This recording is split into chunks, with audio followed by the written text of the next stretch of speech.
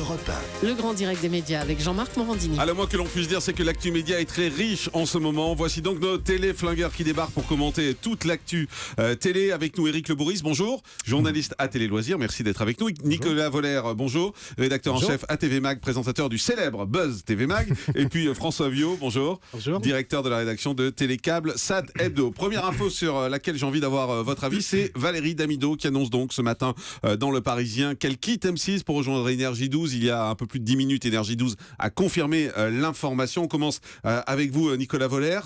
Est-ce qu'elle a raison, Valérie Damido, de quitter M6 ? Je pense que oui, à mon avis, sur M6, c'était un peu mal barré. J'ai l'impression que la chaîne ne l'écoutait plus. Vous vous en souvenez, elle avait même dit chez vous, elle était toujours en attente, en demande. Les audiences de Déco sont quand même fortement à la baisse. Je pense qu'elle était plus en situation de force pour exiger quelque chose de différent, de mieux.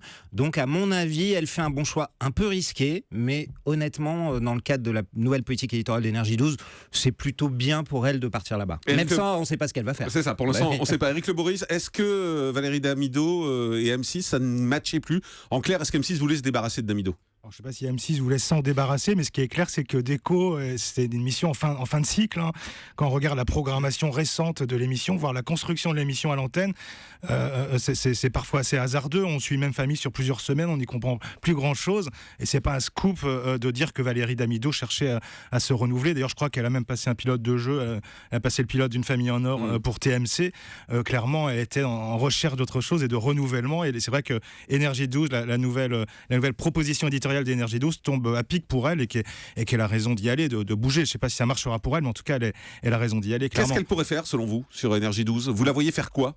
Autre chose que de la déco ou refaire de la déco ? Il y a un truc qui me paraît très intéressant, c'est qu'on a appris vendredi que Tous Ensemble allait s'arrêter sur TF1 et que l'émission pourrait revenir sur la TNT, enfin que l'émission va revenir sur la TNT, peut-être même sur une chaîne comme Énergie 12. Très clairement, ce serait un programme familial, assez calibré pour une chaîne de la TNT, et on se dit pourquoi pas Valérie Damido à la présentation de cette émission. Ce serait pas très éloigné de son univers d'ailleurs, de ce qu'elle faisait sur M6. En tout cas, ça me paraît être une piste intéressante. Oui, Nicolas ? Moi, je parierais sur du talk parce qu'elle adore ça. Elle a toujours voulu en faire. Vous vous souvenez de l'émission produite par Alexia Roche-Joubert, il y a que les imbéciles qui cherchent pas d'avis, dont tout le monde se souvient bien sûr.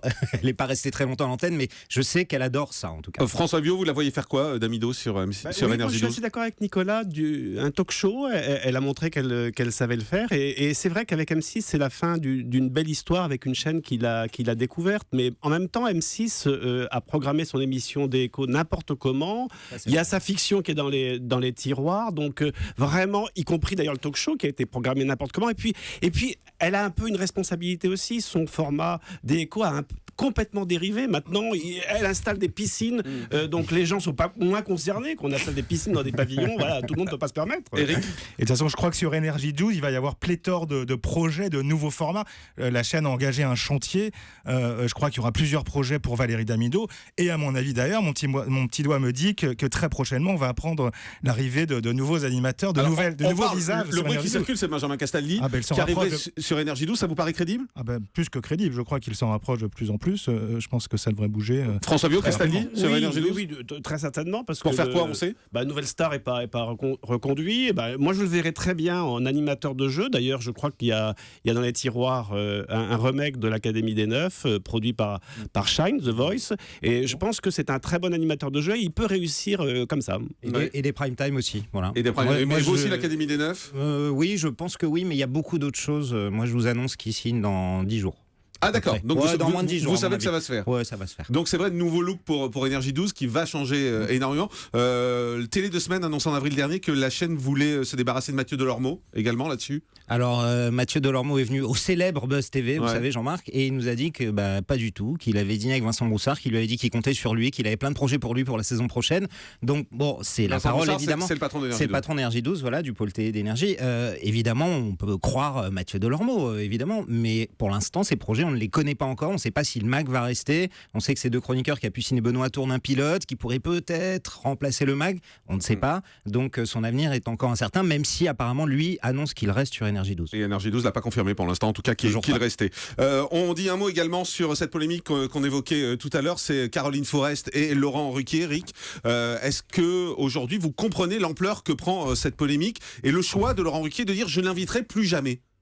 Alors, Elle parle d'excommunication même. Hein. Alors Laurent Ruquier a peut-être des mots un petit peu forts, hein. Peut-être qu'il se rattrape après coup parce qu'il n'a pas assez réagi sur le moment. C'est vrai que le style Aymeric Caron peut parfois agacer, il en fait parfois des caisses, mais sur le cas précis, sur le cas d'espèce, il avait quand même plutôt raison. Je veux dire, qu'est-ce qui s'est passé sur le plateau de Non mais c'est pas la Laurent première Ruquier invitée qui ment en même temps. Oui, Enfin, faut arrêter d'être naïf. C'est quoi. vrai, c'est vrai, mais en même temps, il a contredit Aymeric Caron, il lui a dit de se taire, Ouais. alors que Aymeric Caron avait raison. Tout Oui, mais simplement. François Bio. à ce moment-là, effectivement, il n'invite plus aucun homme politique parce que donc voilà, donc non, mais je trouve que là, il s'est un peu érigé lui. Je donne raison à Caroline Forest, un peu en procureur, quoi, parce que l'affaire n'a pas été encore jugée, c'est en cours d'appel, donc voilà. Alors, visiblement, il y a une affaire juridique qui dit que Oui, ça va c'est tomber compliqué. et que de toute façon, à la fin, elle va être innocentée dans cette affaire, mais que la décision n'est pas encore prise. Mais voilà, c'est en cours, quoi. Eric.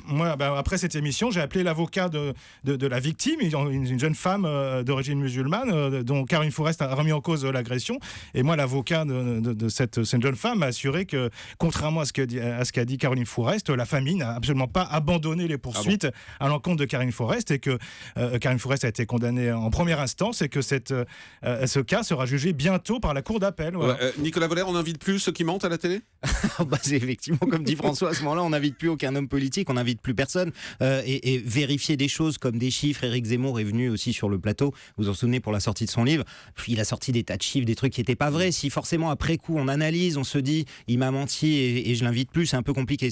En revanche, pour Laurent Ruquier, ce qui était important, c'est qu'effectivement, il a beaucoup contredit Aymeric Caron, il a défendu Caroline Forest à ce moment-là. C'est ça le vrai problème. Donc voilà, Exactement. après coup, il s'est dit, je vais quand même soutenir mon chroniqueur, même si il est un peu insupportable. TF1 va tester 2 jeux cet été a priori, l'un avec Christophe de Chavannes, l'autre avec Vincent Lagaffe. Christophe de Chavannes qui devrait être aux commandes de l'adaptation du format britannique Win Your Wishlist, et Vincent Lagaffe qui animera Boom, un quiz de culture générale qui est un format israélien. Là-dessus, Nicolas Voller, vous avez le sentiment que TF1 continue dans les jeux à 19h alors que les scores, bon, c'est moyen quand même. Ils devraient pas essayer autre chose plutôt que des jeux?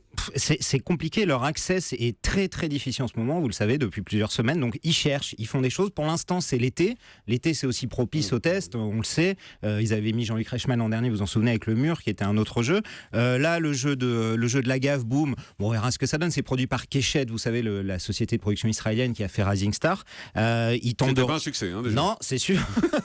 Mais Boom marche bien là-bas en Israël. Et Rising Star marchait bien en Israël aussi. Et voilà, donc c'est peut-être mauvais signe, vous avez raison. Mais en tout cas, ils testent beaucoup de choses. Pour quel résultat au bout, ça, je ne sais pas encore. Eric. Oui, écoutez, je ne connais pas ce concept.